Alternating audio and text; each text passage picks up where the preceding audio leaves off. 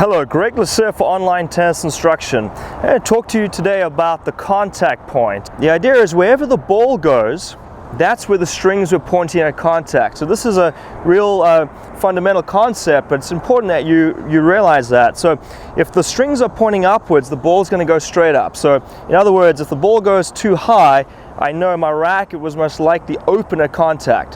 The same is true if it's going down to the net, could be closed. Now if I'm pulling the ball to the left of my target, I may be early or we'd be playing with my wrist, but the point is the strings are pointing wherever the ball goes, that's where the strings were pointing at contact. If I'm late, maybe contacting the ball to the right. But that's the key thing to remember. Wherever the ball goes, that's where your strings were pointing, so you need to make sure you understand what's happening at contact. So for the forehand, we talk about palm guidance. Two-handed backhand, you can sort of do the same thing, but for the one-hander, it's more about knuckle guidance. And this brings me back to a story. I read the book, The Education of a Tennis Player by Rod Laver, and he talks about his first coach, Charlie Hollis. He said how Charlie would teach on one court, and he had all these kids lined up along the back fence. And funny enough, my mom, who was a great player in her day, did the same thing with me when I was learning to play. We had a group of players, group of kids at a local school, and what we did is to work on palm guidance, we all put our rackets aside and went up against the back fence. Now a lot of us kids, so we all lined up along the fence, so a lot of us could do it at the same time. And what we did is we lined up sideways to the fence and made sure our palm was pointing towards the side fence. And all we would do is we'd just drop the ball, hit the ball into the side fence, just like this. And you can take it a step further, you can kind of bring your hands together right here at the top, just to control your left hand. But we'd just do this over and over, just like this. Now if I take my racket, once you have mastered the palm guidance, you would hold the racket with your strings your fingers on the back of the strings, and think of this being an extension of your palm. And again, you got your setup here sideways to the fence, and I want to try to just keep the strings going out to the back fence. So it's palm guidance. Let's do this over and over.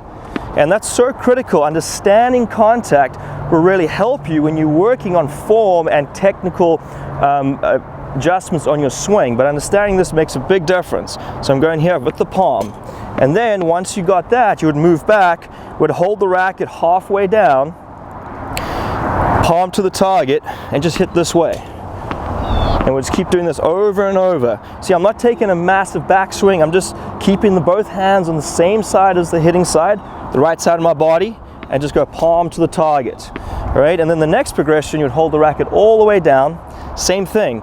Everything on the same side as the hitting side, bounce, hit this way, and just notice how I'm kind of bringing the hands together at the top. All right, that just ensures that I'm going out to the target and I'm swinging upwards.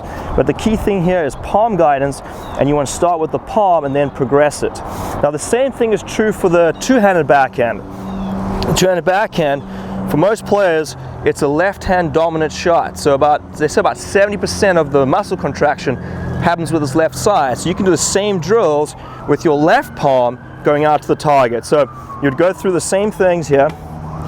So again, you would just both hands on the same side of the body, you would bounce and then hit. All right? Now I'll try and keep my hands together at the top, bounce and hit this way. All right? And then you would just progress it with holding the racket like this, with your fingers on the back of the strings, halfway down, then all the way down. Now for one-handed backhands, it's a little more difficult to be hitting the ball with your knuckles, but you can just hold the racket up in this position here, and think of your knuckles going out to the target. Now I've got my arm straight, I'm just going to bounce the ball. You can just even toss it in front here to begin with. See how I'm sideways, I just go knuckles out to the target. And see how I'm finishing with my racket on the same side of the hitting side. All right, so I'm thinking knuckles out to the target here. We'll do that over and over. And then again, you'll hold it halfway down the grip, so I may take a step further back. And you notice throughout these drills, I'm not trying to kill the ball, I'm not trying to hit it really hard, I'm trying to hit it controlled towards my target. Just there. So there's almost no backswing, starting from here, from the shoulder, and knuckles to the target. And again, hold the racket all the way down, and do the same thing. There, whoops. Let's try another ball.